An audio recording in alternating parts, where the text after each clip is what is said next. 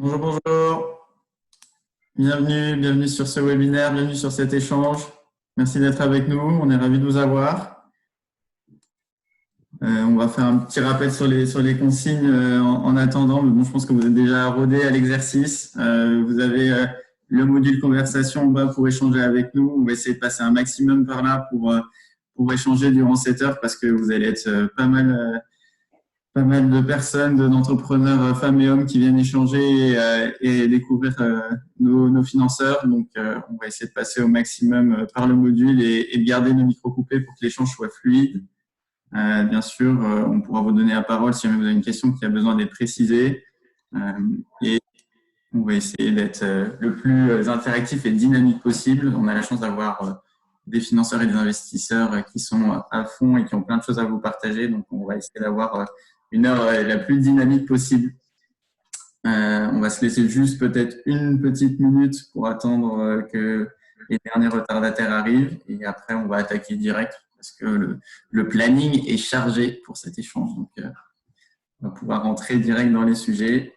Hop. Bonjour à celles et ceux qui nous rejoignent entre-temps. On est déjà une trentaine, c'est super.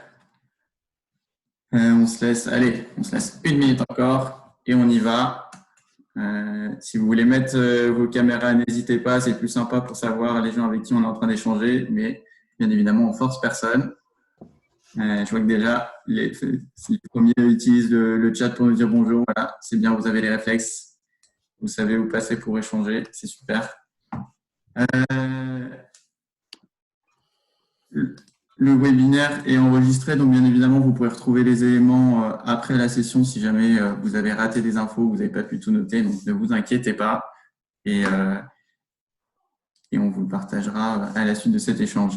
Allez, il est 11h03, on va démarrer tout de suite. Bienvenue à celles et ceux qui viennent de nous rejoindre, bienvenue tout le monde. Merci d'être avec nous pour ce webinaire qui a deux objectifs. Il rentre dans notre parcours Impact Investing qu'on déroule depuis le mois de juin pour vous aiguiller sur les questions de financement et de développement de votre activité. Mais c'est aussi un webinaire qui s'inscrit dans une semaine Femme Impact portée notamment par Marjolaine et par le Move en Auvergne-Rhône-Alpes. Donc, on est très content de vous avoir avec nous aujourd'hui pour parler de financement, de levée de fonds et voir comment on peut envisager les prochaines semaines et prochains mois. Je vais juste dire un petit mot sur le Move. Donc, moi, c'est Mathieu, je travaille pour le Move. Le Move, c'est le mouvement des entrepreneurs sociaux et on a pour rôle de connecter, rassembler les entrepreneurs qui mettent l'impact de leur projet partout en France et puis de vous en présenter auprès des acteurs décisionnaires. Et donc, ce programme, et ces actions, on les porte avec Tech for Good qui est représenté par Jess. Jess, je laisse dire un petit mot.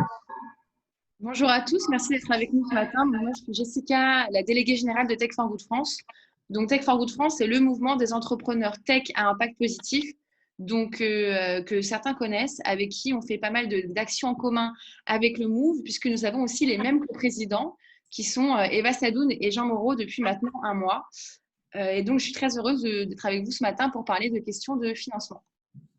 Je m'occuperai surtout, moi, de l'animation côté participants, donc de poser vos questions. Et Mathieu s'occupera plus de l'animation avec les intervenants. Et en intervenant, du coup, on a de la chance puisqu'aujourd'hui, on a 5 intervenants et intervenantes. Donc, Frédéric pour la Caisse d'épargne, Marie pour INCO, Sébastien pour la BNP, Lina pour l'ITA et Fanny pour Alter Equity. Avec vous, je vais les laisser se présenter très brièvement avant qu'on démarre. Je ne sais pas comment vous voulez démarrer. Fanny, tu vas démarrer ?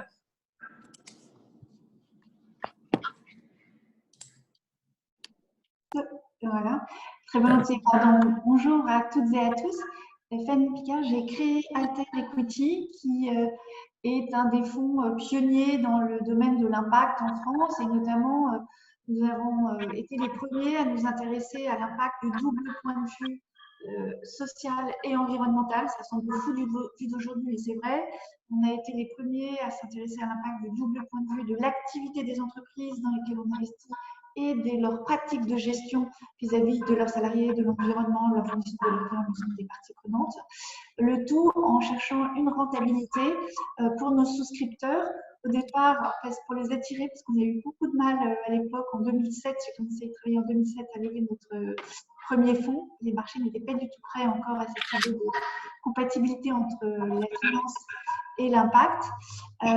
Et puis aussi, on s'est rendu compte dans la durée que ça avait une vraie utilité politique de contribuer à démontrer qu'il est tout à fait possible d'être à la fois responsable et rentable pour emmener le business mainstream, le monde des affaires, vers une plus grande responsabilité.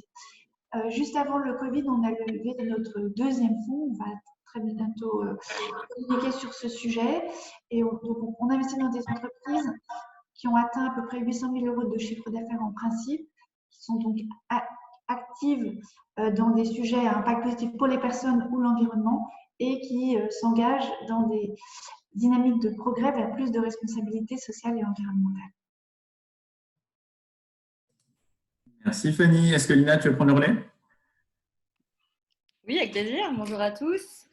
Alors rapidement sur l'ITA, donc l'ITA, on se qualifie en tout cas comme une entreprise activiste de l'économie durable, solidaire et inclusive. En fait, on a vraiment cette volonté de faire émerger cette économie par l'investissement et l'épargne des citoyens. Donc, en fait, l'idée de l'ITA, c'est de permettre aux citoyens de rediriger leurs investissements vers cette économie durable et sociale en créant un circuit court de l'investissement. Et donc, on parle bien de l'économie réelle. Donc, de créer un circuit court qui permette aux investisseurs de directement créer du lien avec les entreprises qui, elles, ont besoin de fonds. Et donc, voilà, que ces citoyens et ces particuliers investisseurs puissent donner du sens à leurs investissements en alliant performance de l'investissement, mais aussi l'utilité sociale et l'intérêt général de la finalité, en tout cas, de l'investissement dans ces entreprises à impact positif. Voilà, aujourd'hui, l'ITA, ça fait 5 ans qu'on existe. On est également présent en Belgique et en Italie et on est en train d'ouvrir le Luxembourg. Voilà, et puis après l'ITA, c'est la plateforme évidemment, et je pense qu'aujourd'hui c'est le cœur du sujet, mais c'est aussi tout un écosystème où on a plein de projets qui vont dans le sens justement d'essayer de changer un peu le paradigme de la finance pour que ce soit un outil pour participer, comme on parle, de ce fameux monde d'après. Voilà. Super, merci Lina. Est-ce que Sébastien, tu veux prendre la suite? Non, tu as juste ton micro qui est coupé. Oui, c'est bon, excusez-moi. Bonjour à tous, Sébastien Florençon, BNP Paribas. J'espère que vous m'entendez bien. Donc moi, je travaille dans la direction de l'engagement d'entreprise de la banque et notamment, je m'occupe entre autres du dispositif Act for Impact. C'est le dispositif de la banque pour soutenir, encourager la croissance et le développement des entrepreneurs à impact, ceux qui veulent avoir un impact positif, qui mettent cet impact positif sociétal, social et ou environnemental au cœur de leur business model. Voilà. Parfait, efficace. Merci Sébastien. Marie, je te laisse prendre le relais. Bonjour à tous, Marie Dauvard de chez Inco. Inco, que vous connaissez, on a plusieurs activités. La première, c'est une activité d'investissement dans les entreprises qui ont un fort impact social et environnemental depuis 2012. Depuis 2012, on investit dans les startups, les associations, les coopératives qui ont besoin de financement et surtout qui apportent des solutions à des problématiques sociales ou environnementales. Donc moi, je travaille dans cette équipe-là, mais on a également une activité d'incubation pour ces mêmes projets qui ont de l'impact, puisque parfois, avant même de lever des fonds, il faut un petit coup de pouce pour se développer. Et on est remonté encore en amont et on offre maintenant des formations pour les personnes éloignées de l'emploi pour leur redonner les clés et retrouver un emploi à travers des formations sur l'entrepreneuriat social, puisque c'est ce qu'on connaît bien, mais aussi ce que nous, on appelle les métiers de demain. Donc, c'est tous les métiers autour du numérique notamment et de l'énergie verte. Voilà, donc ici, je suis plutôt du côté investissement, puisque c'est ce que je connais et je serais ravie de répondre à vos questions. Merci Marie. Frédéric, je te laisse clôturer le petit tour de table avant qu'on démarre. Oui, bonjour à tous. Alors moi, je représente un peu le vieux monde de la finance, puisque les caisses d'épargne, c'est 200 ans à peu près d'existence, mais c'est aussi 200 ans de compagnonnage avec l'économie sociale et solidaire, dont nous sommes totalement issus. Je représente en fait la direction de l'économie sociale et solidaire au sein de la Caisse d'épargne Rhône-Alpes, qui est une des 16 caisses régionales. Et j'anime une équipe de 12 personnes, totalement mixte, de 1200 à peu près clients. Et nous essayons de rassembler et de toucher un peu au périmètre de la loi de 2014, tout simplement. Donc, on accompagne à peu près tous les modèles économiques à impact, qu'il s'agisse de SS statutaires, bien entendu, ou d'entrepreneurs sociaux, qui nous met un petit peu au cœur d'un écosystème externe avec justement des fonds d'investissement, parce que moi, j'interviens essentiellement en bas de bilan, bien entendu, même s'il nous arrive de prendre des participations parfois dans des structures régionales. Et au cœur de cet écosystème d'incubateurs, en fait, on est en train d'évoluer et d'apprendre en même temps que le système qui est en pleine expansion, tout simplement. Et puis aussi un écosystème en interne où on essaie de fédérer pas mal de métiers bancaires, puisque l'ESS est grandement accompagné aujourd'hui par des acteurs publics, par des acteurs du logement social, par exemple, et également une activité de fondation qui est très importante pour financer l'innovation sociale sur le territoire. Merci Frédéric. Merci à tous les 5. Je vous propose donc qu'on rentre dans le sujet. On a envie de vous proposer 3 temps pour cet échange. Un premier un peu rapide, mais qui nous permet quand même, qui nous paraît important, de faire un petit point sur comment ça s'est passé au niveau de la finance à impact, d'investissement dans les projets à impact, voir un peu comment vous avez vu cette traversée de la crise côté financeur investisseur. Ensuite, on vous proposera de voir comment on va pouvoir travailler sur la suite, comment on va pouvoir identifier quelques clés pour tous les entrepreneurs qui ont envie de préparer une levée de fonds dans les prochains mois. Et bien évidemment, on finira avec un dernier temps, avec un focus sur l'investissement dans les projets portés par des femmes entrepreneurs, voir un peu ce que vous faites chez vous, les mécanismes que vous avez en place et les leviers qu'on peut identifier et actionner pour aider toutes celles qui souhaitent entreprendre ou qui ont déjà entrepris à aller plus loin dans leur projet. Donc, je vous propose tout de suite qu'on démarre avec le premier temps, un rapide bilan de comment vous avez vécu côté financeur et investisseur cette crise. Peut-être on peut repartir dans l'autre sens. Du coup, Frédéric, je te laisse démarrer et après, je vous laisse rebondir en fonction si vous avez besoin de compléter ou si vous avez la même réalité que Frédéric. Alors, la crise, on l'a vécue aux côtés, bien entendu, de nos clients. On a alors eu la chance de pouvoir travailler intégralement en télétravail et c'était plus que nécessaire puisqu'en fait, tous les dispositifs dont vous avez entendu parler ont été accessibles aux acteurs de l'ESS, à quelques nuances près, bien entendu, mais qu'il s'agisse d'entreprises innovantes socialement ou bien de ESS statutaires, on a pu déployer assez rapidement tous les dispositifs de prêt garanti d'État, bien entendu, mais aussi de report d'échéance de crédit, avec effectivement, je crois qu'il y a des enquêtes qui ont été faites au fil de l'eau par le mouvement associatif qui ont montré que pour la partie associative, plus d'une association sur 2 a fermé complètement son activité durant cette période. Donc, c'est vous dire un petit peu l'ampleur du phénomène pour nos clients. Mais en même temps, comme ces entreprises adressent aussi des besoins sociaux plus ou moins bien couverts, il est bien évident qu'une période de crise comme celle que nous vivons leur offre également beaucoup, malheureusement, d'opportunités de déployer également leur modèle économique. Alors voilà, on a vécu effectivement aux côtés de certains secteurs qui nous inquiètent encore grandement. Je pense au tourisme social, je pense à la culture, je pense au sport. Mais dans le même temps, on a vu aussi beaucoup de projets, notamment ceux qui étaient dans la Tech for Good, notamment ceux qui étaient dans l'enseignement, dans l'apprentissage du français et langues étrangères et qui utilisaient des moyens numériques, qui ont trouvé, eux, en revanche, des nouvelles opportunités et qui ont pu continuer à développer leur projet. Sur les levées de fonds, de ce que j'ai pu voir, celles qui concernaient mes clients, c'est qu'il y a eu une démarche assez volontariste et des fonds et des clients de vouloir absolument poursuivre l'activité. Ça, c'est quelque chose que j'ai bien constaté. Et puis, pour d'autres fonds auxquels je peux participer dans les comités de sélection ou des comités d'investisseurs, j'ai constaté également, comme nous l'avions eu, nous, de contacter et de vérifier l'impact de la crise sur chacun de nos clients en portefeuille, les fonds ont fait de même avec leur portefeuille, en tout cas ceux que j'ai pu voir, et je pense que ceux qui sont là ici présents le confirmeront, qui pour nous était extrêmement intéressant puisqu'on pouvait parfois bénéficier d'un regard croisé, le regard du fonds, donc celui qui était intervenu en haut de bilan, mais aussi notre regard à nous, qui vivons au quotidien l'expérience de client. Donc je pense cette période de crise assez intense, d'une ampleur effectivement pas vue, au moins même pas dans le courant du siècle, a eu quand même un effet bénéfique, si je puis le dire, c'est qu'on a redécouvert, malgré la distance, l'intimité et la proximité qu'on peut et que l'on doit avoir avec chacun de nos clients. Et je pense que les fonds d'investissement ont vécu un peu la même chose.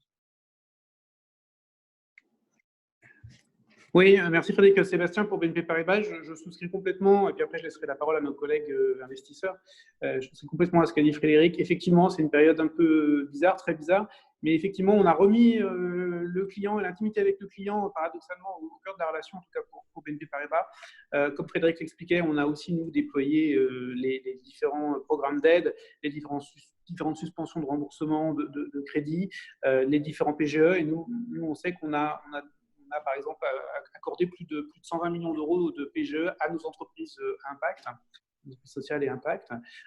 Voilà. Et puis, on a aussi contribué, on a lancé une campagne spécifique sur Ulule pour développer, pour aider plutôt à accélérer le développement des entreprises qui, comme le disait Frédéric, tiraient profit des entreprises sociales à impact, tiraient profit de la crise, notamment en termes de communication intergénération avec les personnes âgées dans les hôpitaux. Et puis, on a participé aussi à différents programmes, on a contribué aux différents fonds que France Active et l'ADI également sont en train de mettre en place, des fonds très importants de relance, notamment leur fonds Relance Solidaire, qui est un fonds intéressant, très intéressant pour les entreprises à impact. Voilà. Merci Sébastien. Est-ce que Marie ou Fanny ou Lina, côté investisseur, voulaient rebondir sur les propos de Sébastien et de Frédéric? Oui, moi je peux rebondir en tant qu'investisseur. C'est vrai qu'on est investi chez les participations, mais on a eu finalement le même comportement. Je dirais que notre première mission, ça a été vraiment d'aider nos participations, donc les entreprises dans lesquelles on avait investi au préalable durant cette période. Donc voilà, du côté investisseur, nous, ça a été aider financièrement, stratégiquement, opérationnellement pour toutes celles qui étaient fortement impactées. Et on va se le dire, c'était la majorité de notre portefeuille. Mais parallèlement à ça, comme le disait Frédéric, on a continué à avoir de nouveaux projets qui venaient, qui voulaient quand même lever des fonds, soit parce que c'était des projets qui étaient impactés de manière positive par la crise, des projets de livraison alimentaire par exemple, soit parce que c'était des projets qui étaient plutôt sur du long terme. Nous-mêmes, on est investisseurs de long terme. Et du coup, on avait une certaine incertitude forcément liée à la crise, mais on pouvait continuer l'analyse. Donc, on n'a pas vu d'arrêt complet des demandes d'investissement. Peut-être un petit ralentissement, puisque les entrepreneurs comme vous étaient un peu incertains sur la suite. Mais nous, on est toujours au front pour investir là où il y a besoin. Merci Marie. Je crois que Fanny, c'était aussi le même son de cloche de votre côté quand on préparait cet échange. Tu me disais que ça continuait côté Alter Equity. Tu m'as même donné un exemple d'une ou deux organisations. Vous avez conclu des levées de fonds pendant la crise. Est-ce que tu peux peut-être nous en partager une?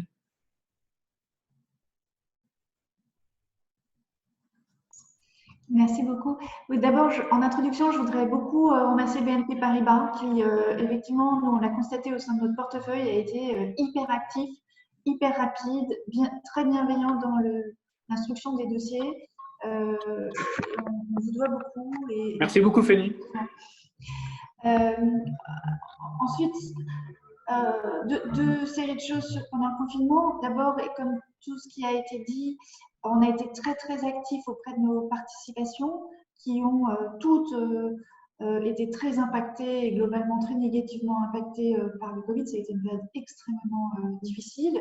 Nous, ce qu'on a fait, c'est qu'on a tout de suite mis en place un fil WhatsApp avec toutes nos participations sur lequel on a posté des résumés des dispositifs qui étaient mis en place par le gouvernement, par les banques, parce que les dirigeants avaient tout à fait en même temps comprendre ce qui était mis en place, gérer leur business et souvent tout changer.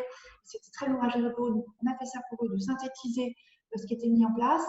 Et puis, organiser des échanges de best practice et le tout avec une avocate pour qu'ils puissent poser toutes les questions qu'ils avaient posées avec des réponses très solides. Et puis ensuite, assez rapidement, on a organisé des échanges de best practice avec des professionnels, des coachs extérieurs sur des sujets qui se posaient à eux, de gestion des équipes, de mise en place de business plan dans un univers où on ne voyait plus rien, etc. Donc très très actifs, on a bossé comme des dingues pendant ce confinement. J'envie beaucoup ceux qui disent qu'ils ont rangé leur bibliothèque. Moi, je n'ai pas du tout rangé ma bibliothèque. En ce qui concerne le deal flow, il s'est très brutalement tari. Nous, on était sur un rythme très très intense de deal flow en début d'année Et il s'est complètement arrêté ou quasi totalement arrêté. Je pense que les dirigeants se sont dit que les fonds n'investissaient plus. Et comme je l'ai échangé effectivement avec Mathieu en préparant cette vidéo, ce webinaire, en réalité, nous, on n'a jamais décidé d'arrêter d'investir. Et je pense que c'est important que vous compreniez en tant que dirigeant d'entreprise que les fonds d'investissement, leurs propres investisseurs leur demandent d'investir sur un délai court à partir du moment où ils ont levé des fonds. Et donc, contrairement à ce qui peut être dit beaucoup, moi j'entends beaucoup le fait qu'il manque de l'argent pour investir dans les sociétés dans l'impact en particulier. Nous, en tout cas, on vient de lever un deuxième fonds, on est en période d'investissement et tous nos confrères qu'on connaît, que vous connaissez, et, enfin, ceux qui sont là aujourd'hui et les autres, le sont également. Donc, nous, l'expérience qu'on a, c'est pas du tout qu'il manque de l'argent dans l'impact. On a plutôt le sentiment, ce qu'on vit sur le terrain, c'est qu'il y a un certain nombre de nouveaux fonds d'impact qui apparaissent, et tant mieux. Et donc, nous, ce qu'on ressent, c'est qu'il y a beaucoup plus de concurrence sur nos opérations que celles qu'on constatait historiquement. Donc, en tout cas, si vous avez besoin de lever des fonds, rassurez-vous, les fonds sont là et ils ont besoin d'investir. Donc, il n'y a pas de pénurie, allez les voir, venez nous voir. On est en attente de vos projets qui d'ailleurs reprennent très très très vigoureusement depuis le 11 mai à des taux jamais atteints. Merci Fanny. Ina, est-ce que tu veux conclure? En plus, il y a un levier intéressant sur la finance citoyenne de votre côté à partager, je pense. Ouais, carrément. Bah, en fait, un peu à l'image de ce que dit Fanny, le confinement chez l'État, ça a pas mal décoiffé aussi. Je pense qu'on a tous même plus travaillé que la moyenne. Bon, en plus de ce que le télétravail peut apporter, voilà, comme parfois des équilibres. Mais ce qui s'est passé, c'est que je pense que je ne vais pas répéter, mais c'est sûr que chez l'État, toutes les entreprises de notre portefeuille, on a fait un vrai travail de proximité, d'accompagnement avec elles.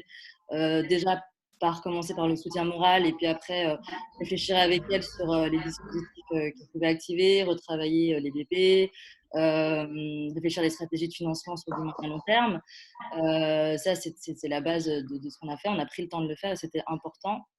Ensuite, en fait, nous, on a remarqué pourquoi et ce qu'on a eu énormément de travail aussi pendant ce confinement, c'est que sur cette période de crise, on a eu 3 fois plus de volume qu'une période normale ou par rapport à l'année dernière. Et ça s'explique parce que du coup, il y a eu quand même une prise de conscience générale. Les gens ont plus de temps aussi de se poser sur les enjeux de l'économie. Il y a eu énormément de sujets à ces sujets de souveraineté un petit peu industrielle de la France, de l'économie réelle vs l'économie de marché. Et donc, tout ça a fait que énormément de personnes ont un peu accéléré cette prise de conscience et du coup, ont cherché des alternatives plus responsables dans leurs investissements et leur manière d'épargner et donc sont arrivés sur l'ITA. Pour nous, c'était aussi super important durant cette période de ne pas arrêter notre activité ou de la décélérer. Déjà, pour l'ITA, nous, c'était vraiment une ligne de conduite de garder tout le monde à 100% et de pas faire appel à du chômage partiel parce qu'on était en capacité, on a une activité qui est quand même digitale, donc qui est assez agile et qui a pu s'adapter à la situation. Et puis surtout, on a vu que notre communauté d'investisseurs, donc aujourd'hui, on a à peu près 50 000 personnes qui sont inscrites sur la plateforme. On doit avoir 10 000 investisseurs actifs. Et dans ces investisseurs actifs, on ne savait pas trop comment ils allaient réagir. En fait. Et finalement, on s'est rendu compte qu'il y avait une vraie volonté de solidarité dans l'investissement. Autant on a senti la solidarité par rapport à cette période compliquée et toutes les personnes qui étaient un peu dans la précarité et beaucoup d'appels aux dons. Et en fait, les investisseurs ont gardé ont gardé leur cap comme si en fait ils étaient déjà déterminés dans cette démarche et en fait la situation leur a donné encore plus raison de le faire et ils ont continué à le faire. On a reçu énormément de messages de ces investisseurs particuliers qui souhaitaient continuer à investir dans l'économie réelle et la soutenir à leur manière en fait via l'investissement. Donc du coup, pour nous, ça a été une période très intense et je dirais pour certains entrepreneurs, ça a peut-être aussi pu accélérer le choix de faire appel à du financement participatif parce qu'il y avait une incertitude par rapport au fonctionnement des fonds.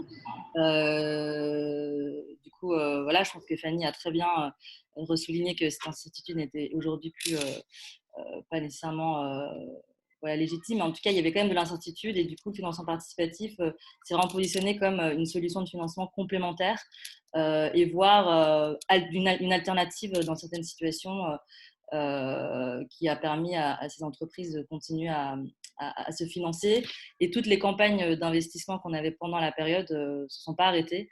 Les entrepreneurs avaient un peu peur, ce qui est normal. Et au final, on a eu 0 campagne, entre guillemets, qui n'ont pas abouti. Elles ont toutes abouti. Il y a eu peut-être un petit report de timing.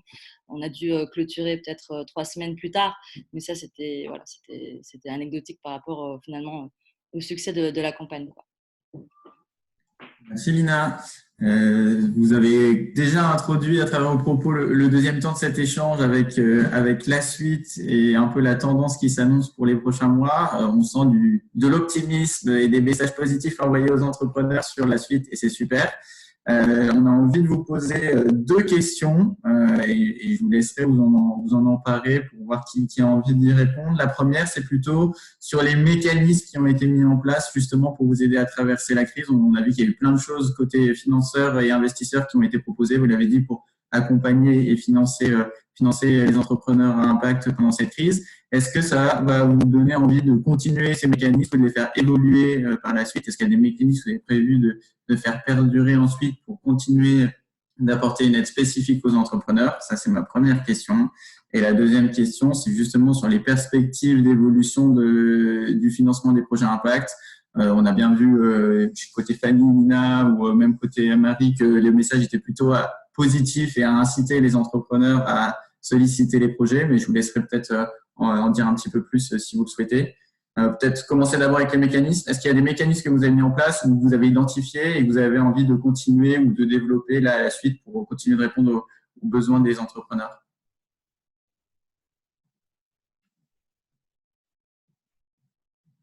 Bon, question pas simple, je me lance.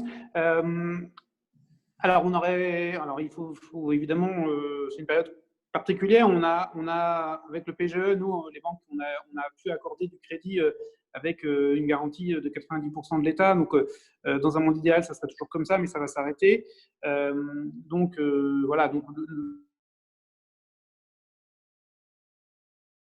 qu'il mérite et qu'il demande, et tout en ayant toujours évidemment en regard nos risques.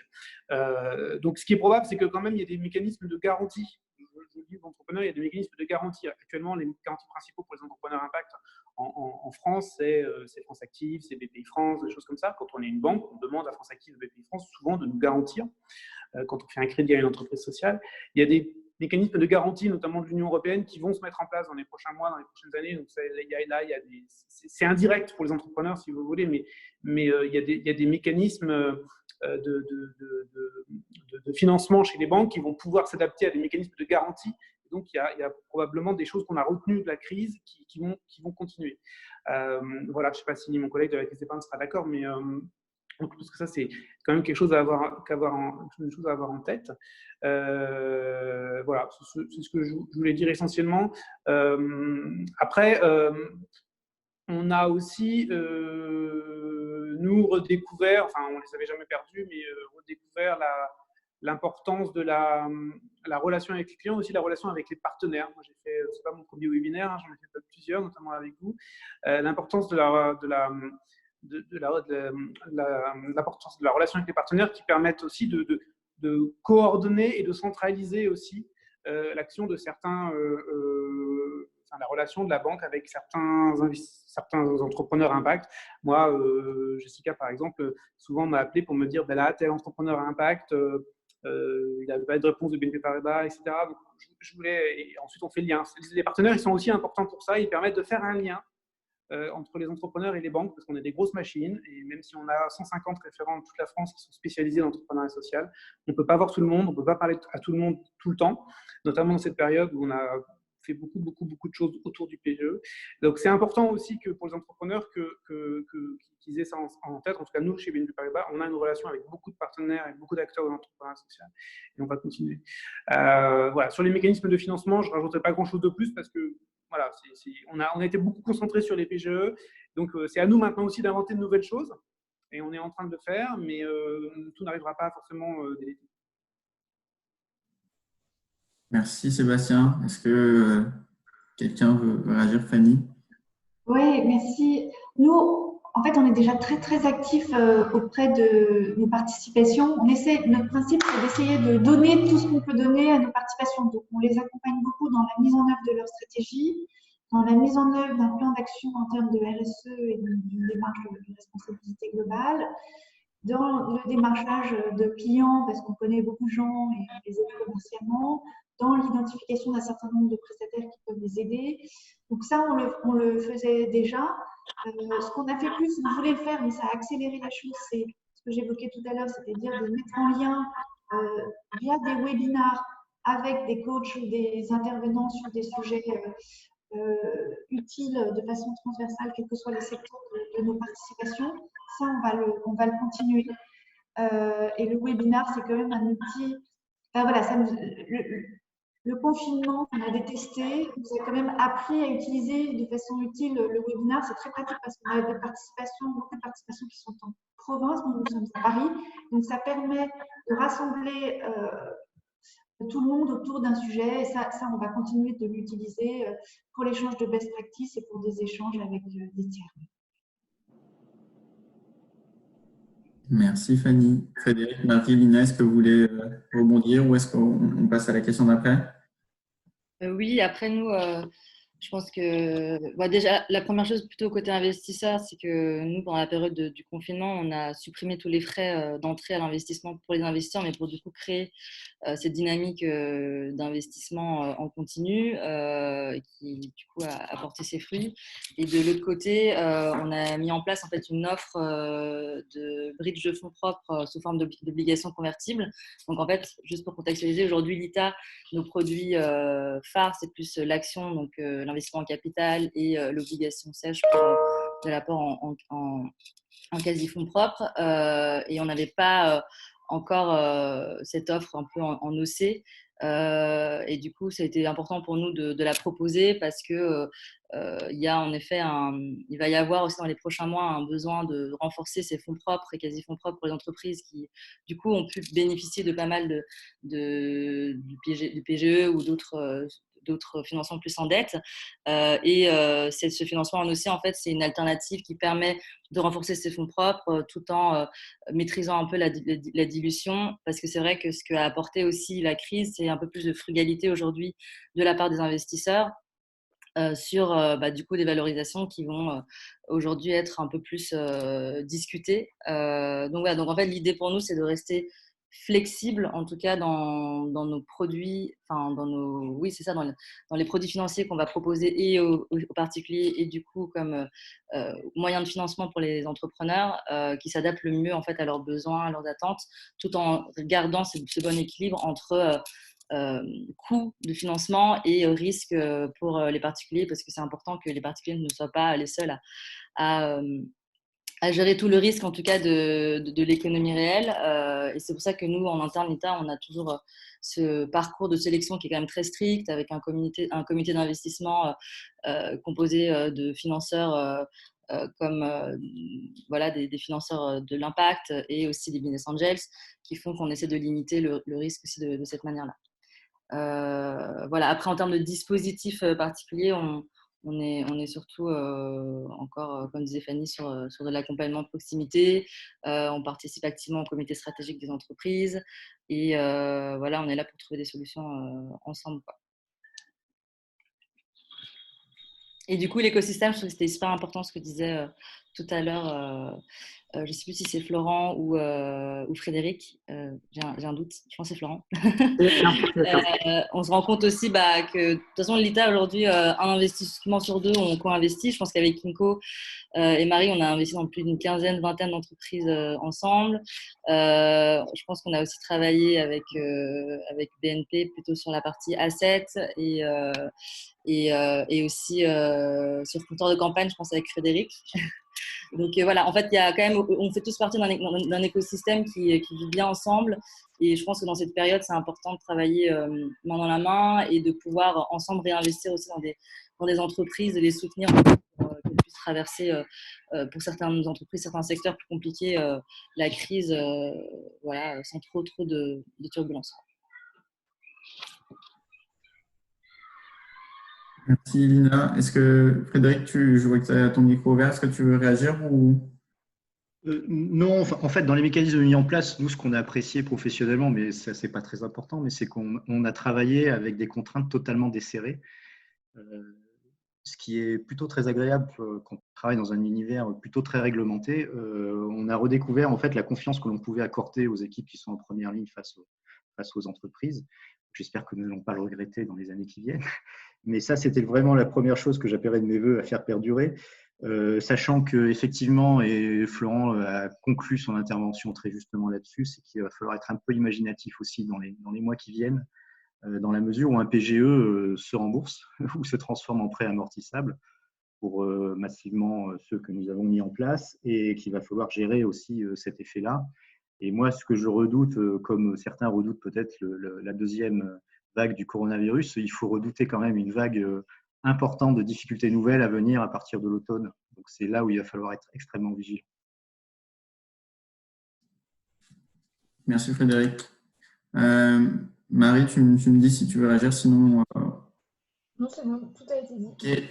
Donc, merci pour ces partages. Comme on l'a vu au début de l'échange, on a bien senti que le ton était à l'optimisme. Donc, et vous invitez les entrepreneurs à préparer des levées de fonds, à venir financer leurs projets. Moi, j'ai envie de vous demander un conseil très concret, quelque chose, parce que là, ils ont envie d'y aller, vous leur dites d'y aller. Maintenant, comment concrètement vous pouvez leur donner envie d'y aller? C'est quoi le premier pas, la chose à faire absolument pour se lancer dans leur prochaine levée de fonds? Si vous voulez, moi je peux commencer. Ce que je dis souvent et que je pense qu'il est d'autant plus d'actualité aujourd'hui en période de crise, c'est de bien comprendre ses besoins pour bien cerner les bons investisseurs. On voit pas mal d'entrepreneurs qui prennent du temps à aller toquer à toutes les portes en se disant plus je toque, plus j'aurai forcément de retour. Alors qu'en réalité, chaque investisseur a vraiment ses critères.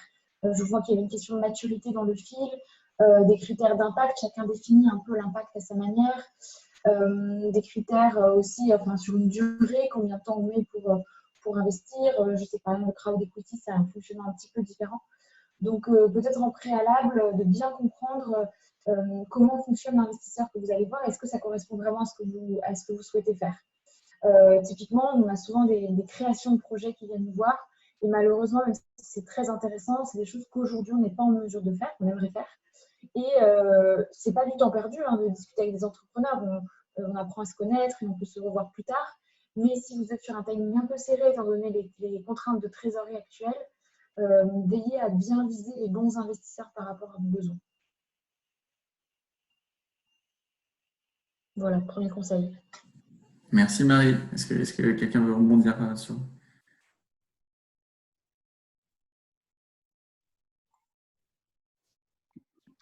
Peut-être Fanny veut dire. Non, vas-y. Ah ok.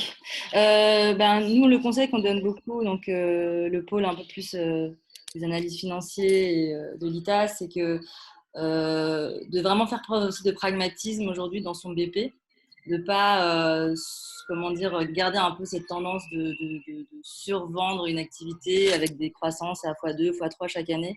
Je pense qu'aujourd'hui, c'est important d'amener ce pragmatisme, de penser aussi à un peu repositionner son modèle sur la crise, entre guillemets, et ce que ça a amené comme enseignement.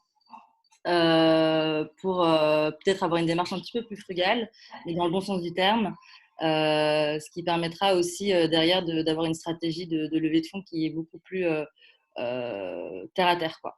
Donc voilà, et je pense que et après, ça c'est plus du côté financier, et je pense que aujourd'hui peut-être que aussi s'ouvrir en fait au financement participatif, parce que aujourd'hui, le financement participatif, c'est vraiment, comme je disais déjà, mais un moyen de financement complémentaire, voire de substitution parfois, ça peut arriver. On a de plus en plus d'entrepreneurs qui comprennent que faire du financement participatif, c'est aussi une démarche d'impact. De se dire qu'aujourd'hui, l'actionnariat, on peut aussi partager sa gouvernance avec la société civile, avec les particuliers, avec ses parties prenantes, donc ses clients. Et donc, si je dois donner par exemple des exemples de campagnes qui ont super bien fonctionné, par exemple 1083 qui font des jeans made in France, qui a pas mal fait parler de lui, l'entreprise a pas mal fait parler d'elle pendant le confinement. On a quand même réussi à lever près de plus d'1 million d'euros en très très peu de temps avec 70% de clients de la communauté de 1083. Donc en fait, c'est aussi une espèce de moyens de créer aussi des ambassadeurs de la marque et de permettre à des acteurs en fait, de même devenir financeurs, d'aller plus loin. Donc je pense que c'est aussi dans votre stratégie de financement, il faut bien, je pense qu'il faut essayer de réfléchir dans quelle mesure le financement participatif a aussi fait de l'écho pour vous et pertinent. Je suis tout à fait d'accord avec ce que tu viens de dire, Lina. Moi, quand je vois un BP tellement ambitieux qui semble complètement déconnecté de la réalité, ça me fait peur. Ça me fait peur parce que nous, en tant qu'investisseurs, on rend aussi compte à nos propres investisseurs. Donc, et on se dit que pour que nos propres investisseurs aient confiance en nous, il faut qu'on leur dise des choses qui s'avèrent vraies. Donc, quand on leur dit, voilà le BP de l'entreprise et que dans la durée, c'est pas du tout ce qui se passe, on a l'air de ne pas avoir bien fait notre travail. Et du coup, ça nous place dans une situation qui est pas favorable. Donc, je ne sais pas d'où vient cette mode de faire des BP qui sont complètement déconnectés de la réalité vers le haut. Personnellement, je ne pense pas que ce soit une très bonne idée. Je pense que ça vous décrédibilise. Petit 1, et point lié, il y a eu une inflation assez forte sur les prix dans certains métiers.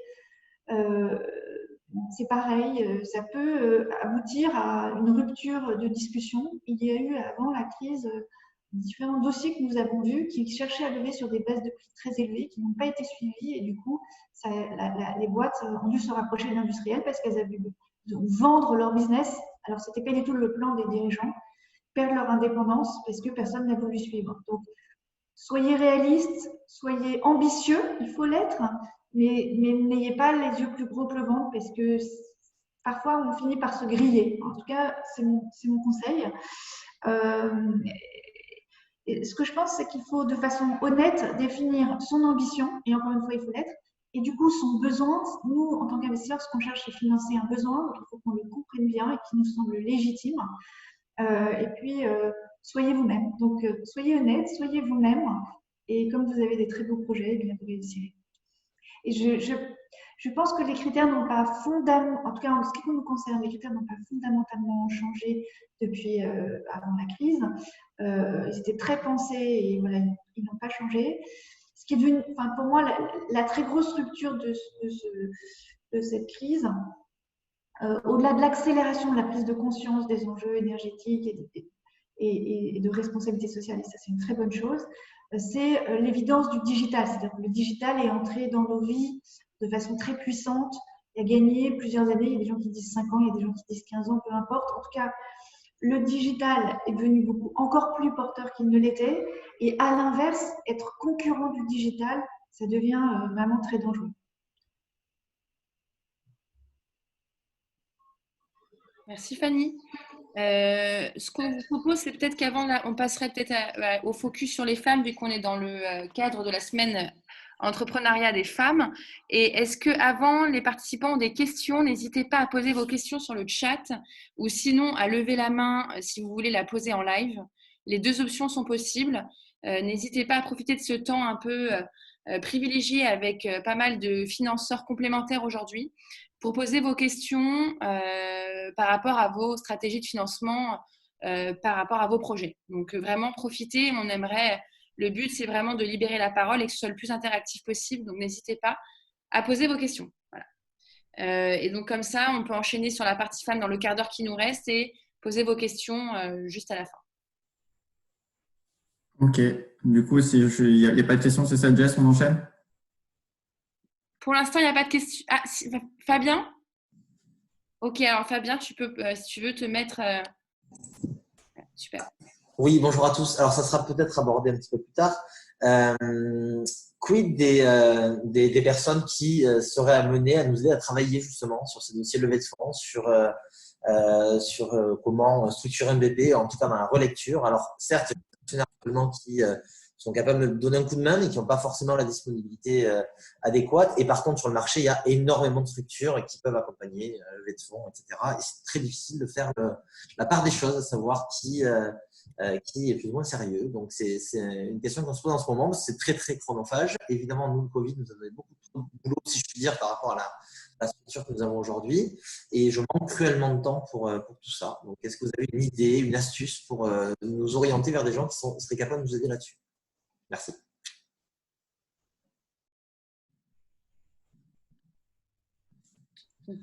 Envoyez-nous un mail et on vous répondra en vous donnant 2-3 noms peut-être. Est-ce que la Fanny… Ce seront plutôt des leveurs de fonds, en fait, probablement. Moi, si je peux me permettre, je pense que quand on n'a pas l'habitude de lever des fonds pour un entrepreneur, ça coûte de l'argent. Nous, ce qu'on voit sur le marché, et bon, ça dépend peut-être des tailles d'opération, donc je suis sous le contrôle de mes consoeurs et confrères, mais c'est assez vite un niveau de l'ordre de 5%, 4%, 5%, 6% des montants levés, ce qui est très significatif. Mais à l'inverse, ça aide à mettre en forme, ça aide à aller plus loin dans la réflexion sur son business plan, ça aide à identifier, comme le disait Marie, les investisseurs qui sont adaptés aux besoins, parce qu'eux, théoriquement, ils les connaissent. Donc, en tout cas, pour une première fois, ça peut faire du sens. Est-ce que Marie ou Lina ou Sébastien, Frédéric, vous connaissez des structures qui accompagnent à la levée de fonds, des sites? Est-ce que c'est vrai que je pense qu'il y a énormément de choses et donc on ne sait pas y faire la part, quelles sont les plus efficaces. Donc si vous avez des conseils pour Fabien et ceux qui nous écoutent. Alors, nous, on n'a pas vraiment de… Pardon. Vas-y, Fabien. Je sais qu'il a commencé à parler.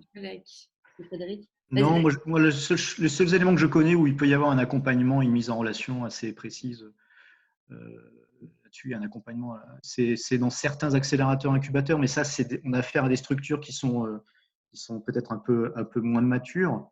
Et effectivement, si on passe en levée de fonds avec 3 ans d'existence, un vrai plan stratégique, généralement, il y a une structure autour même de l'entrepreneur qui permet de le réaliser aussi.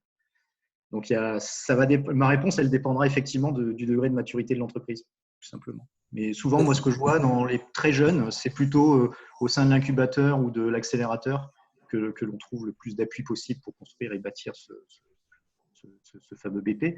Ce qu'il faut avoir conscience aussi, c'est que moi, je fréquente pas mal de fonds à impact, que ce soit pour mes clients ou comme représentant de la banque. Ils sont beaucoup plus exigeants que nous. Vous avez une vraie analyse très, très approfondie, sans concession, toujours bienveillante. Mais croyez-moi, quand on lit un dossier de présentation pour un comité de sélection, c'est pas mal. C'est pas mal. Alors, en effet, je précise, excusez-moi, merci Frédéric, je précise juste que nous sommes à un 2e tour, la boîte est 10 ans maintenant. Et donc, en effet, le premier tour, j'ai été accompagné par le BIC, le Business Innovation Center de notre territoire. On a eu des fonds de BPI aussi quelques années après. Et là aussi, l'incubateur a été vraiment sur le coup, le chargé d'affaires a été sur le coup et a pu nous aider à mettre tout ça en forme, avec l'avocate aussi et la comptabilité finalement. Là, aujourd'hui, j'avoue que sur un changement d'échelle, il faut que je sois accompagné. Je pense qu'il faut que je sois accompagné, mais c'est faire le choix, quoi. Il y a beaucoup de…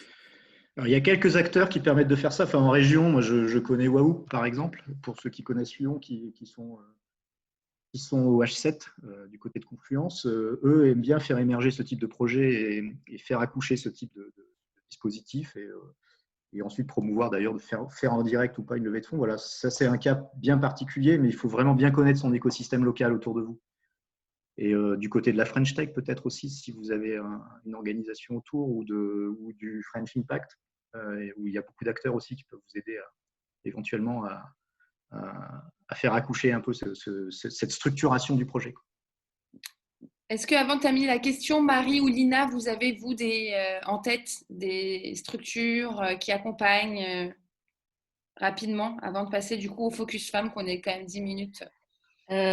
Des structures comme ça, vraiment identifiées, j'ai rien à rajouter par rapport à ce qui a déjà été dit. Par contre, nous, l'ITA, aujourd'hui, c'est vrai que notre cœur d'activité, c'est la plateforme de financement participatif, mais on accompagne aussi les entreprises sur du conseil en haut de bilan. Donc, quand ça nous arrive d'être mandaté aussi pour du coup faire cet accompagnement avec ou pas la brique crowdfunding.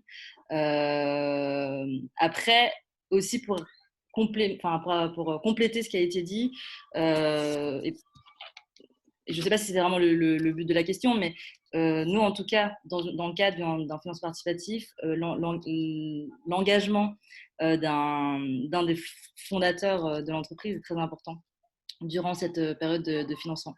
En fait, les particuliers, en tout cas, ils ont besoin de sentir le leadership du fondateur, et du coup, ça demande quand même un certain temps qui est chronophage. Et je pense qu'il n'y a pas d'entrepreneurs qui ont réussi à lever des fonds sans dédier ce temps nécessaire pour permettre le succès en fait, de la levée de fonds, quoi. J'ai l'impression que c'est presque un temps qui est incompressible. Je pense qu'on peut être accompagné, avoir des tips de différentes structures et peut-être aussi se retrouver dans voilà, je sais pas, comme le Move ou des choses comme ça, ou Tech for Good, où c'est finalement des endroits où on va pouvoir être conseillé et participer à des webinaires comme ça, mais qu'en dehors, c'est compliqué, à part peut-être d'avoir un mandat avec un fonds ou une personne comme l'ITA pour lever des fonds avec vous, ça c'est possible, quoi. Mais ça demande quand même un investissement personnel, je pense, qui à un certain niveau qui est assez incompressible. Voilà, je ne sais pas, Marie, si tu voulais compléter. Oui, je partage complètement. Nous, on a quelques dossiers qui nous viennent de leveurs de fonds. On les étudie, mais c'est vrai que parfois, on sent qu'on a moins le contact avec l'entrepreneur. Et comme on investit sur des projets jeunes, en fait, on investit vraiment dans une personne ou un groupe de personnes avant tout. Et on a besoin de ressentir ce contact. Donc, parfois, ça se passe très bien. On a accès facilement au management, mais parfois un petit peu moins. Donc, voilà, ça ne va pas vous enlever toutes les tâches de représentation en tout cas. Et sachez que les fonds ont quand même besoin de vous parler, de vous connaître et de savoir aussi comment bien vous accompagner. Donc, le leveur ne doit pas être un écran, il doit être plutôt un facilitateur des relations. Voilà. Merci à tous les 5 pour ces conseils qui, j'espère, ont répondu à la question de Fabien et au questionnement des personnes présentes. Et le temps file, je vous propose quand même qu'on rentre dans le dernier temps de cet échange. On avait envie de faire un focus justement sur l'investissement dans les projets portés par des femmes entrepreneurs sociales. Moi, j'ai envie de commencer par une toute petite question rapide, si vous avez l'information. Est-ce que vous connaissez le taux de projets portés par des femmes que vous financez dans vos organisations? Et si oui, est-ce que vous pouvez nous le partager? Fanny, peut-être tu veux commencer? Oui, alors nous, on n'a pas énormément de participation. En différence avec peut-être mes collègues qui sont ici aujourd'hui. Aujourd'hui, on a 12 participations en portefeuille. Et en tout cas, sur notre premier fonds, on a également fait 12 investissements. Et on a un tiers de participation dirigée par des femmes, ce qui, dans le calcul que l'on a fait et après les confirmations qu'on a eues, serait le record dans le capital d'investissement en France, puisqu'il semble que la moyenne soit de l'ordre de 5%. 5% des entreprises financées par des fonds sont dirigées par des femmes. Vous voyez que c'est vraiment très, très peu. Et chez Alter Equity, la moitié de l'équipe est composée de femmes, les 2 tiers des associés et voilà, 1 tiers de nos participations. On n'a pas fait exprès, on n'a pas cherché à investir dans des entreprises dirigées par des femmes, mais on n'a aucune barrière et puis si on peut le faire, on le fait parce qu'on trouve que c'est notre responsabilité. Merci Fanny. Est-ce que côté Marie, côté Inco, est-ce que c'est un indicateur que vous mesurez ou pas encore? On va le mesurer. Alors, on a un peu plus de participation, donc c'est en cours. Je dirais que c'est un peu, voilà, entre 25 et 30% de nos participations sont gérées par des femmes. Donc, c'est effectivement bien. Je pense que c'est lié à ce secteur de l'impact qui favorise un peu plus les femmes entrepreneurs, mais c'est effectivement pas assez. Donc, effectivement, nous, on est signataire d'une charte, la charte SISTA, qui, je crois, est destinée aux fonds d'investissement pour, comme l'a dit Fanny, promouvoir l'égalité hommes-femmes au sein même des équipes, mais également dans les investissements. Donc ça, c'est des choses qu'on est en train de mettre en place. sans pour autant effectivement favoriser exclusivement des projets portés par des femmes. L'idée, c'est vraiment plutôt de financer des projets quels qu'ils soient, tout en ne mettant aucune barrière aux femmes. Donc voilà, c'est une réflexion assez forte chez nous qui mériterait d'être un peu plus matérialisée et qu'on va faire en 2020. Merci Marie. Frédéric, Sébastien, Lina, est-ce que de votre côté, c'est un indicateur que vous arrivez à identifier? Alors, nous, on ne l'a pas identifié comme ça, en tout cas sous cette forme. Simplement, on a pris un engagement. On a, nous, un fonds d'investissement qui s'appelle BNP Paribas Développement, qui n'est pas du tout un fonds d'amorçage et qui n'est pas du tout un fonds qui n'est que dans l'impact, même s'il commence à regarder des sujets impact. Et dans ce fonds, on a pris depuis l'année dernière l'engagement que chaque année, au moins 10%, alors vous allez me dire c'est pas beaucoup, mais c'est pas que de l'impact, hein, c'est certaines sociétés qui sont vraiment très industrielles, etc., où il y a peu de femmes à la tête de société. On a pris l'engagement qu'il y ait au moins 10% chaque année des projets dans lesquels, enfin des investissements réalisés par BNP Paribas Développement, soient réalisés dans des entreprises qui sont détenues ou dirigées par des femmes. Voilà, donc c'est cet engagement qu'on a pris. Mais nous, à côté, surtout, si je peux me permettre d'embrayer sur la question suivante, Mathieu, surtout, comme tout à l'heure en introduction, je vous parlais d'Act for Impact, on a de la même façon que Act for Impact est le dispositif pour les entrepreneurs sociaux, on a un autre dispositif qui s'appelle Connectors, qui est un dispositif spécialisé ou à destination des femmes entrepreneurs, impact ou pas impact. Et donc, d'ailleurs, la page LinkedIn Connectors arrive sur des écrans après-demain, donc il ne faudra pas hésiter à aller regarder cette page. Comme pour Act for Impact, il y a un parcours adapté en fonction du stade de maturité de l'entreprise. Il y a 150 référents dans toute la France qui sont spécialisés et dédiés aux particularités de l'entrepreneuriat féminin. Et puis, comme je le disais tout à l'heure, hein, l'écosystème, c'est super important, à la fois dans l'entrepreneuriat social et l'entrepreneuriat féminin. C'est aussi un accès facilité au réseau d'accompagnement de l'entrepreneuriat féminin avec Function d'entreprise, Bouge ta boîte, les premières, etc. Voilà, donc on n'a pas, nous, on a deux cercles en fait. Act for Impact, Connect Earth, on n'a pas un cercle, et il y a un cercle commun, hein, les femmes entrepreneurs sociales, elles sont entre les deux, ou elles sont dans les deux dispositifs et elles peuvent profiter des deux. Voilà. Merci Sébastien. Frédéric, aussi l'approche écosystème est très forte de votre côté. C'est ce que tu m'avais partagé. Oui, en fait, c'est sur mon échelle régionale hein, et puis de ma petite expérience, puisque j'ai travaillé à la fois pour l'entreprise, j'aime pas le terme, mais j'en ai pas d'autre qui me vient à l'esprit classique, et depuis 3-4 ans maintenant sur l'économie sociale et solidaire. Je confirme, hein, il y a beaucoup plus de femmes dans l'ESS que dans l'entrepreneuriat dit classique. Ça, c'est une évidence. Il suffit de voir la population des incubateurs, voilà. Et j'ai le même malaise en fait. J'éprouve le même malaise en face du phénomène, c'est que nous, on a l'impression que quand on se regarde, on est très vertueux, on ne discrimine pas. D'ailleurs, plus d'un banquier sur deux est déjà une femme, hein, donc il y a cette mixité qui est là. Et pourtant, quand on arrive à Eurostat, on se rend compte que effectivement, sur le stock, c'est 30% peut-être de chefs d'entreprise féminins, et sur les créatrices, c'est peut-être 40%. Par rapport à 60% d'hommes. Donc, il y a toujours ce décalage qui est très fort. En revanche, j'ai un autre chiffre peut-être à partager. On va s'éloigner un peu de l'impact. Là, c'est plus notre activité qui en a.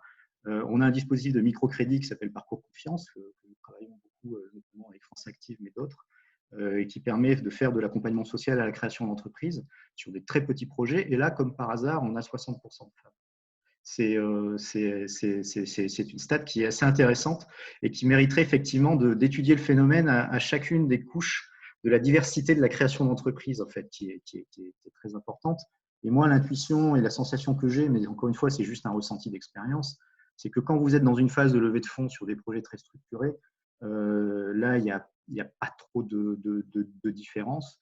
En revanche, c'est peut-être dans les couches du modèle de création d'entreprise qu'il faut aller essayer d'aller susciter des vocations d'entrepreneuriat chez les femmes. Pour plein de raisons sur lesquelles je n'aurai pas le temps de m'étendre, bien entendu. Mais oui. Merci Frédéric. Côté Lina, côté Lita, est-ce que c'est un indicateur que vous regardez justement, que ce soit côté finance citoyenne ou avec les pros que vous accompagnez? Ouais, dans les deux sens. On avait regardé en janvier de cette année le nombre d'entreprises de notre portefeuille fondées par des femmes ou cofondées dans un binôme homme-femme. C'est à peu près pareil, c'est autour de 30% aujourd'hui dans notre portefeuille. Je ne savais pas que c'était 5% dans le monde de DVC, donc j'avais eu un chiffre un peu plus cool sur l'ensemble de l'entrepreneuriat, qui avait apparemment aussi 30-40% de femmes, mais bon, peut-être en effet, du coup, pas dans ce monde très particulier du VC. Donc, je pense que c'est assez représentatif finalement d'une tendance de société.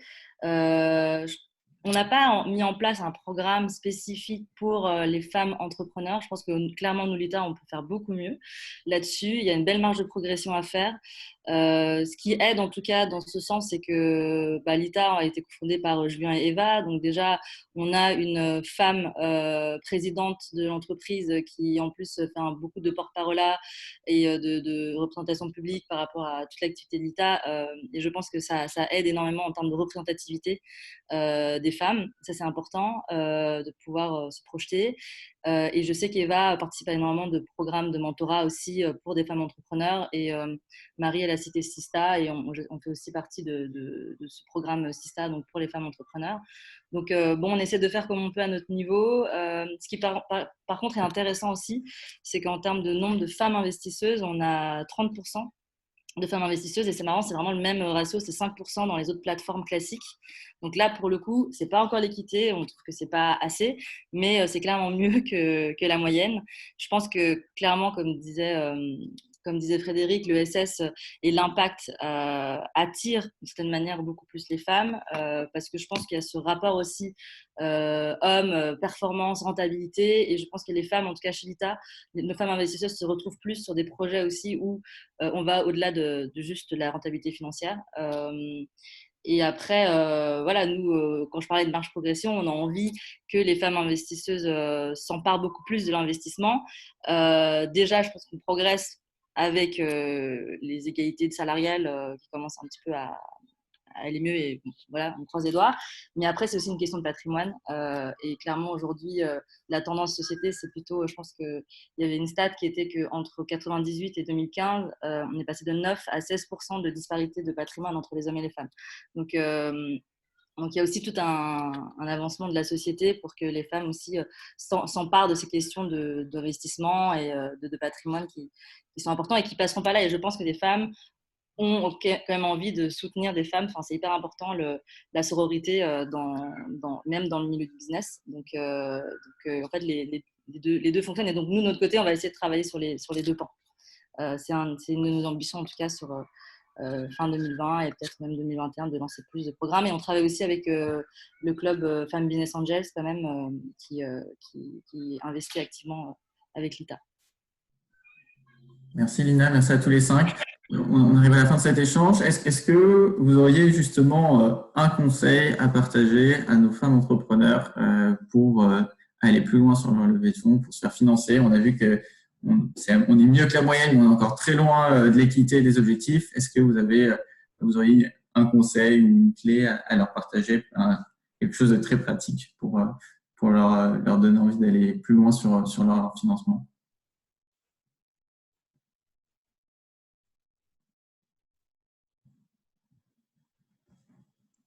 Je me lance pour ne pas passer dans le blanc.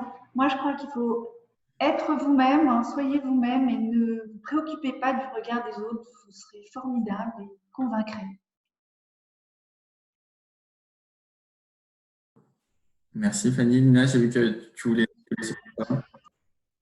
Ouais, je pense que malheureusement aujourd'hui, il faut être encore plus à la hauteur. On est une femme, c'est une réalité. Et je pense qu'il faut être prête à ça. Et après, je pense qu'il faut pas s'excuser d'être là. Et ouais, c'est vrai qu'aujourd'hui, le monde de l'investissement, encore, c'est un monde qui est très, très représenté par des hommes, mais c'est en train de changer. Et je pense que chacune femme entrepreneur a vraiment son rôle à jouer. Et voilà, il n'y a pas de. En fait, il faut vraiment, je pense, avoir une démarche décomplexée, quoi. C'est pas facile, mais ça participe. Et voilà, de travailler la confiance en soi face à un panel d'hommes investisseurs, par exemple, voilà, c'est un exercice à faire, et puis c'est possible, quoi. Et pour compléter, garder en tête que investisseur à impact, ça signifie aussi une certaine bienveillance sur certains aspects. Donc, si c'était dur avec d'autres investisseurs plus classiques de justement se sentir à sa place, dans l'ESS, c'est, je pense, un tout petit peu plus facile, pas pour les femmes, mais pour toutes sortes de personnes qui n'ont pas habituellement accès au financement. Voilà, donc il y a cette bienveillance-là qui peut aussi vous aider à passer la première marche, qui est de pitcher, par exemple, ou de contacter tout simplement l'investisseur. Merci Marie. Sébastien, Frédéric, c'est bon pour vous? Si. Oui, non, juste pour dire que quand une femme est une entrepreneuse ou un entrepreneur impact, il y a 5 ans, on aurait dit qu'elle avait un double handicap, être une femme et être un entrepreneur impact. Dans une banque, ça pouvait, il y a 5, 8, 10 ans, être un problème. Je crois que ça l'est de moins en moins. Je ne dirais pas que ça ne l'est plus, mais ça l'est de moins en moins. Je pense que les banques en général, et en particulier nous, on fait maintenant avec ces 2 dispositifs, on a effectivement, comme disait Marie, un regard de plus en plus bienveillant, à la fois sur un entrepreneur impact et une femme entrepreneur, ou une femme entrepreneur à impact, parce qu'on pense que c'est un peu l'avenir, que c'est pas un peu, c'est carrément l'avenir. C'est entrepreneuriat émergent, femme, impact. Pour nous, c'est un relais aussi de business incroyable, et c'est aussi une de nos façons d'accompagner la transition de notre monde. Donc allez-y, mesdames, allez-y, n'ayez pas peur. Merci Sébastien. Frédéric, est-ce que tu veux réagir ou on conclut? Non, l'argent n'a pas de sexe, finalement. Non, il n'y a pas de… Enfin, le sujet est vraiment très délicat et il doit se traiter en amont, je pense, pour les raisons de frein qui expliquent pourquoi on a moins d'entrepreneuses que d'entrepreneurs, tout simplement. C'est vraiment des sujets qu'il faut travailler en étroite collaboration dans des instances comme celle-ci ou bien avec des relais qui sont plutôt, je trouve, très efficaces. Enfin, quand on participe à différents événements avec les premières, par exemple, on comprend vite enfin, pour ceux qui pourraient encore le penser, et je ne pense pas qu'ils soient si nombreux que ça finalement, encore que, mais on ne voit pas où est la différence, quoi. Je veux dire, pour avoir vécu des levées de fonds faites par des femmes, elles sont tout aussi coriaces que des hommes, quoi. Il n'y a pas de sujet, quoi. Parfait, c'est un beau message. Pas de sujet, tout le monde doit avoir la même ambition, la même envie et sera jugé avec la même bienveillance. Je pense que c'est un message important à avoir en tête.